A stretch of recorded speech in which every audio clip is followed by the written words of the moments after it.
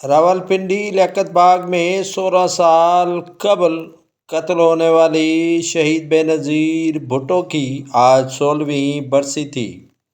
راولپنڈی میں آج ہی کے روز بے نظیر بھٹو کو ایک دھماکے کے ذریعے قتل کیا گیا تھا۔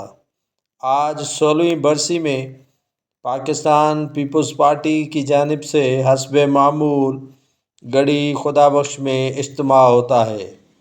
اجتماع میں آج پہلی مرتبہ ہے کہ 16ویں برسی میں پنجاب کے کئی رہنما نظر نہیں آئے، یا تو عام انتخابات کی تیاری میں تھے یا انہیں پیپلز پارٹی کی جانب سے روکا گیا کہ برسی میں بھلے ہی آپ شرکت نہ کریں۔ پیپلز پارٹی جو چاروں صوبوں کی زنجیر ہوا کرتی تھی، آج سکڑ کر سندھ اور بلوچستان تک محدود رہ گئی ہے۔